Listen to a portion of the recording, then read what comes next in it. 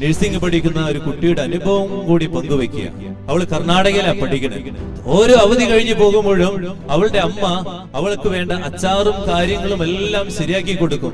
അതോടൊപ്പം തന്നെ അവളുടെ അമ്മ ചെയ്യുന്ന കാര്യമുണ്ട്, അവളുടെ കഴുത്തില് ഒരു കുരിശ് കെട്ടിക്കൊടുക്കും എന്നുള്ളതാണ്. ഇവൾക്ക് ഇത് ഇഷ്ടമല്ല. എന്തിനാ അമ്മ ഇങ്ങനെ കെട്ടണേ? വല്ല ആവശ്യമുണ്ടോ? എനിക്കറിയാം. ഓരോ തവണയും കെട്ടുന്നത് അവള് ഊരിക്കളയുന്നു. അമ്മ ഇങ്ങനെ കെട്ടിക്കൊണ്ടിരിക്കുന്നു. അമ്മ അതിനുശേഷം പറയും, തിരുരക്തത്താൽ എന്നെ കഴുകണമേ, തിരുരക്തത്താൽ എന്നെ സംരക്ഷിക്കണമേ എന്ന് നീ പ്രാർത്ഥിച്ചുകൊണ്ടിരിക്കുന്നുട്ടോ. നീ അവിടെയെങ്കിലും എത്തണ വരെ ഈ കുരിശുരൂപം നിന്നെ കഴുത്തി കിടക്കട്ടെ എന്ന്. അത് ഊരാൻ അവള് മറന്നു. ബസ്സിൽ കയറി യാത്ര തുടർന്നു. ബസ് ബ്രേക്ക് ഡൗൺ ആയി. രാത്രി 2 മണിയായി അവിടെ എത്തിയപ്പോൾ അവിടെ ആരുമില്ല.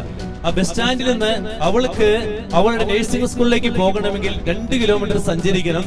അവിടെയാണെങ്കിൽ വണ്ടികളൊന്നുമില്ല. അവൾ പോകുന്ന വഴികളിൽ ഒരു കാടുമുണ്ട് എന്നുള്ളത് അവൾക്കറിയാം. മറ്റുള്ള യാത്രക്കാരൊക്കെ അവരവരുടെ വഴികളിലേക്ക് പോയി. അവൾ മാത്രമായി ബസ് സ്റ്റാൻഡിൽ. പതുക്കെ ബാഗ് എടുത്ത് മുന്നോട്ട് നടക്കാൻ തുടങ്ങി. ഒരു വണ്ടി വരുന്നത് കണ്ടു. മുമ്പിലേക്ക് ഓടി.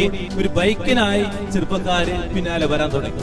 ആരും രക്ഷപ്പെടുത്താനില്ല, ആരും അവളെ സഹായിക്കാനില്ല. കാട്ടിലേക്ക് ഓടിക്കേറിയതിനു ശേഷം അങ്ങ് അകലെ ഈ കാടിന്റെ അരികിൽ ഇങ്ങനെ പോയിരുന്നു. അമ്മ പഠിപ്പിച്ച ആ പ്രാർത്ഥന, ആ കുരിശ് രൂപം നെഞ്ചോട് ചേർത്ത് വെച്ച് അവള് പ്രാർത്ഥിക്കാൻ തുടങ്ങി. യേശുവിന്റെ രക്തത്താൽ എന്നെ സംരക്ഷിക്കണമേ എന്ന് പ്രാർത്ഥിക്കാൻ തുടങ്ങി. ആ രാത്രി ഭയപ്പാടും അതുപോലെ തന്നെ വേദനകളും സഹിച്ച് എനിക്ക് വിശ്വാസമില്ലാത്ത ആ കുരിശിന്റെ രൂപം നെഞ്ചോട് ചേർത്ത് വെച്ച് അമ്മ പഠിപ്പിച്ച പ്രാർത്ഥന ഞാൻ ഓർത്തെടുത്ത് ആ നിമിഷം രാത്രി മുഴുവൻ ഇരുന്ന് ഞാൻ അവിടെ പ്രാർത്ഥിച്ചു. ഞാൻ കണ്ണു തുറന്നപ്പോൾ ഞാൻ സംരക്ഷിക്കപ്പെട്ടിരിക്കുക.